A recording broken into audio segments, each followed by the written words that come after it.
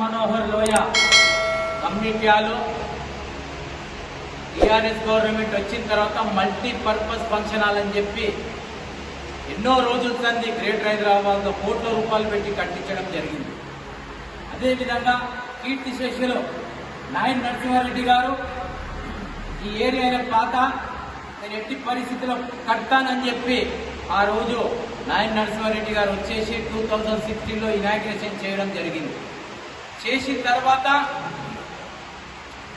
కొన్ని పార్టీ నాయకులైతేంది అధికారులైతేంది కుమ్మక్కైపోయి ఈ వర్క్ ఈరోజు మేమంతా వచ్చేసి అన్ని సంఘాలు కొన్ని పార్టీ నాయకులము అందరం వచ్చేసి ఈరోజు ఇన్స్పెక్షన్ చేస్తే సగానికి సగము ఎట్లా పనిచేసిరంటే వాళ్ళు రేపు వర్షాలు పడితే ఉంటుందా ఊడుతుందా ఆ విధంగా మొత్తం ఇన్స్పెక్షన్ చేసి చూడడం జరిగింది.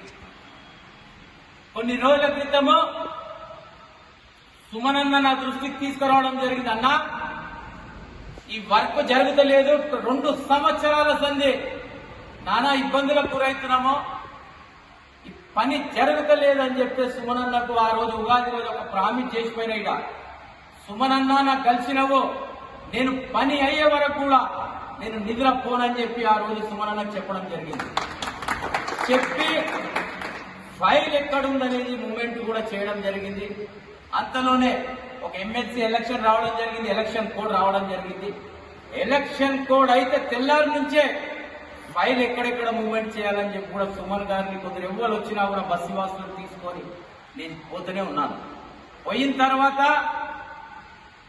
ఇప్పుడు మొత్తము ఫైల్ అంతా జెడ్సీ గారైతేంది, ఎస్సీ గారైతేంది, సిఈ గారైతేంది ప్రతి ఒక్కరి దగ్గర పోయేసి ఖైరతాబాద్ లో ఫైనాన్స్ సెక్షన్ కు పోయింది. ఆ రోజు ఆఫీసర్ గారి దగ్గర పోయి ఏం సార్ ఫైల్ వచ్చిందని చెప్పి అడిగితే ఆ సార్ ఒక్కటే అన్నాడు, ఇట్లా మేము ఇమ్మీడియట్ ఇచ్చేసేందుకు రాదు, సర్కిల్ నుంచి మాకు ఫైల్ రావాలి, ఏమేం పని చేసిరు అనేది మా దృష్టికి తీసుకొస్తే గానీ మేము చేయమని చెప్పేసి అదే ఇమ్మీడియట్ ఆ రోజు ఈ మేడంకు చెప్పాను, మేడం గారు ఇక్కడ అంటున్నారు ఇమ్మీడియట్ ఆ ఫైల్ మూవ్మెంట్ చేసి మీరు పోయండి. ఆ రోజు ఆ సార్ చెప్పారు, ఈ గారు ఏ గారు ఇద్దరు వచ్చేసి మేము డిస్కస్ చేసేసి ఏం చేయాలని చేస్తామని చెప్పి వారం రోజులైంది. ఈ రోజు వరకు కూడా ఈ మేడం పోదు ఏ పోడు.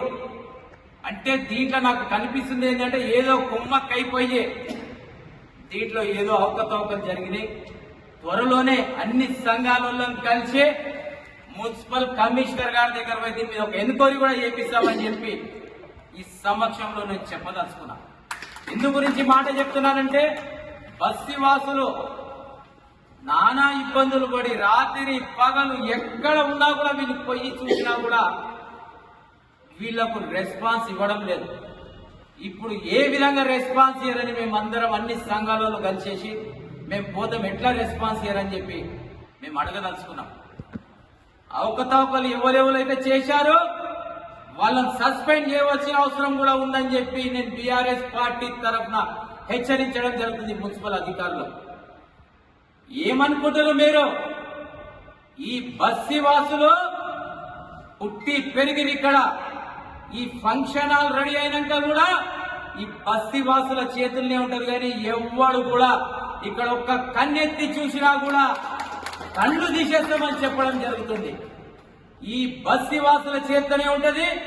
మల్టీపర్పస్ ఫంక్షన్ హాల్ ఎక్కడ కట్టినా కూడా బస్తీ వాసుల చేతుల్నే ఉంది కనుక ఇది కూడా చుడీ బజార్ బస్తీ వాసుల చేతుల్నే ఉంటది, వాళ్ళే మేనేజ్మెంట్ చేస్తారని చెప్పి ఈ మీడియా ద్వారా నేను హెచ్చరించడం జరుగుతుంది. ఎవ్వరు కన్ను కూడా ఇక్కడ వేయదని చెప్పి 2-3 రోజులకు ఇప్పుడే ఏఈ గారితో మాట్లాడినా, ఏఈ గారు 2-3 రోజులు పడుతుంది అంటున్నారు. 2 రోజులు ఆగుతాం మేము, లేని పక్షంలో కమిషనర్ ఆఫీస్ ముట్టడిస్తాము, మిమ్మల్ని పడుకోనియమని కూడా నేను చెప్పడం జరుగుతుంది.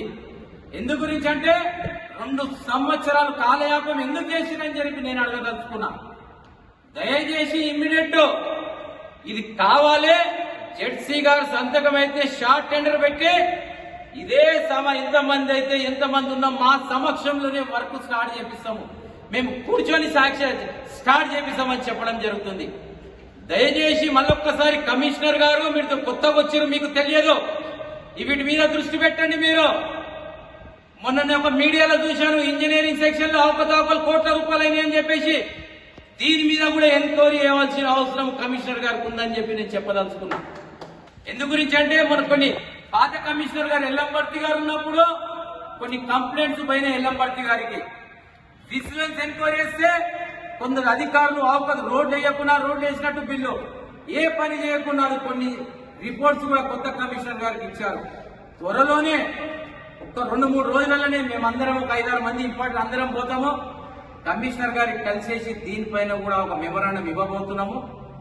పార్టీలకు అతీతంగా ఇది పార్టీకి సంబంధం కాదు, ప్రజలకు బస్సులకు సంబంధము ఉన్న ఇది కమ్యూనిటీ హాల్ కనుక పార్టీలు పక్కకు పెట్టేస్తాం. మేము ఇది అయ్యే వరకు కూడా అందరం ఐక్యంగా ఉండి ఇనాగ్రేషన్ అయ్యే వరకు కూడా మేమందరం పోరాడి చేపిస్తామని చెప్పి చెప్పడం జరుగుతుంది.